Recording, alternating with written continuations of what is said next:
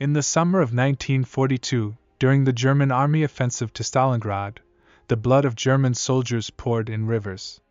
Gone were the easy successes of the Western campaign, gone were the cheerful mood of the soldiers. I did not imagine that the Russians are able to resist so stubbornly.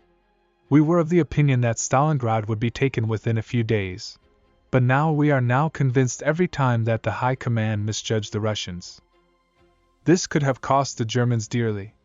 Being in the encircled Stalingrad, I constantly met soldiers who, after heavy fighting, were lost and looking for their units. Especially remembered were two who participated in the battles near the village of Kalach and for the city of Stalingrad itself. One of the officers, still under the fresh impression of the battle, said I had never been in such a scorcher here in the east. Ivan gave us heat, we had only sparks from our eyes. Good thing we had deep trenches, otherwise there would have been nothing left of us. The Russian artillery is very good. It works well. Every shot a direct hit on our positions. And we just huddle deeper and dig ourselves in the shit. A lot of us got hit by their artillery. And the biggest curse is the Katyushas. Where they fire, a man doesn't have time to breathe. And how the Soviet infantry goes on the attack. Their shouting almost drove me crazy. Where does this prowess and contempt for death come from?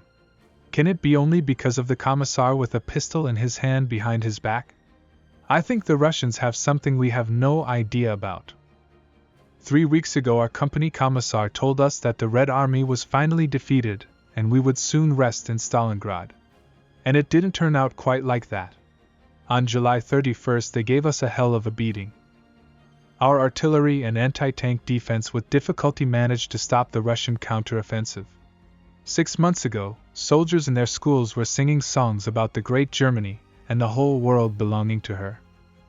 And now, all that bad hop, instantly weathered. The soldiers in the companies don't think too highly of our tactics and strategy. I am no prophet, but the war won't be over anytime soon. We've felt firsthand that a Russian can still fight. Now we must first of all take Stalingrad, and then we'll see. But the war has dragged on too long. Our old men want to go home. Letters from there aren't very encouraging either. To a peasant, for example, his wife writes that her prisoner of war is a nuisance, that she can't cope with the household. And in the cities, especially in working families, food is getting worse and worse. Women do not know what to feed their hungry children. Married soldiers worry about their loved ones, and this affects their mood. Well, and heavy losses also, of course, affect.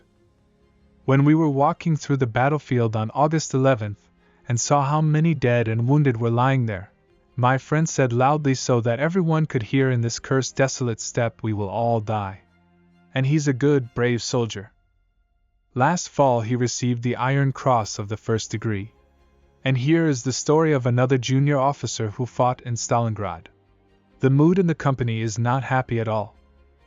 Old men are homesick, and young people after the first heavy battle ready to stick a bayonet in the ground. It's hell on the front lines.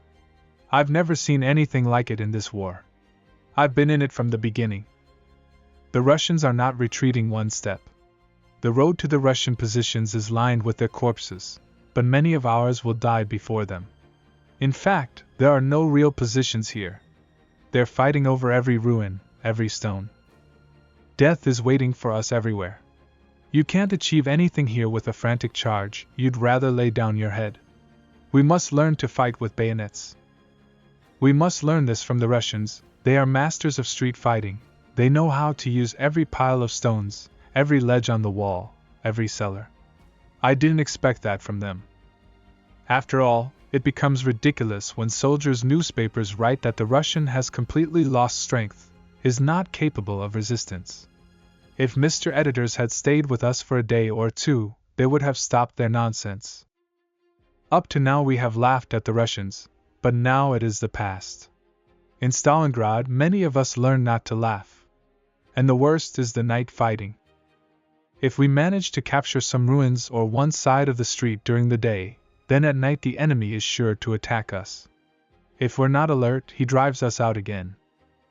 I am afraid it will take us months before we have the whole town in our hands, if we succeed at all. Our company suffered casualties as heavy as I have never seen in any of my units during the whole war. When I was wounded, there were 21 more of us. But they were tired and exhausted, so we're not likely to get a step further.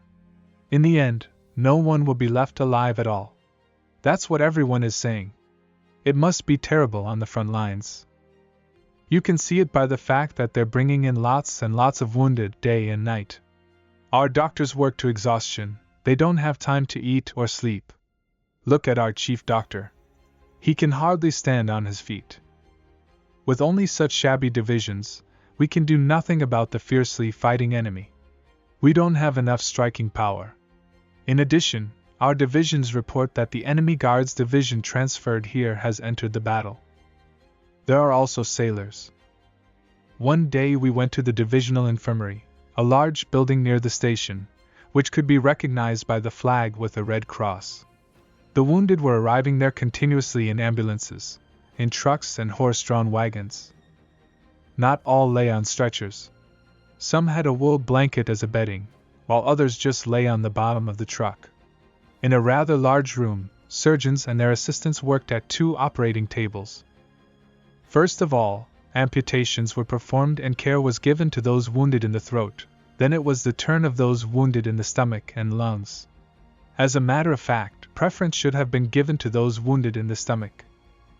But such operations lasted from 2 to 3 hours, and there was little chance of success. Meanwhile, during the same 2 or 3 hours, doctors could perform a large number of such amputations, when with timely surgical intervention the threat of a fatal outcome was not so great. We did not interfere and only looked into the operating room. As we stood at the door, an orderly passed us. He was carrying a bucket with bloody bandages, shreds of underwear and uniforms.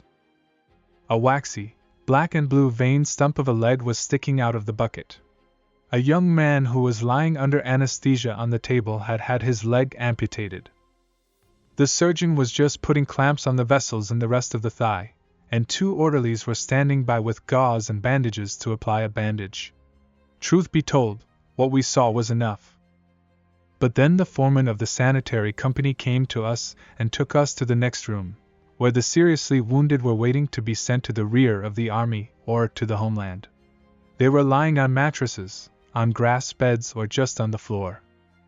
Another room we looked into was also filled with cripples. Like everywhere else, it smelled of ether, pus, and blood. But there were a few iron beds, so that the room looked more like an infirmary. A young doctor was making his rounds. A young lad was blind. He was deliriously calling for his mother all the time. At the very door lay a man with an amputated leg, an infantryman who had had his left shin shattered by a hand grenade during street fighting. We sat down near him, but first we gave all our cigarettes to the wounded. Then, when they smoked, we started a conversation. I heard exactly the same things I had heard before. Stalingrad was unlikely to be captured. Everything ended on the morning of January 31, 1943, when the headquarters of the 6th Army in Stalingrad received the last radiogram about the awarding of the rank of Field Marshal to Colonel General Friedrich Paulus. Together with the radiogram came another news that at the entrance to the department store where the headquarters was located is a Soviet tank. At 7 a.m., a Soviet general with an interpreter came to us and declared all present prisoners of war. We handed in our pistols and a little later went outside.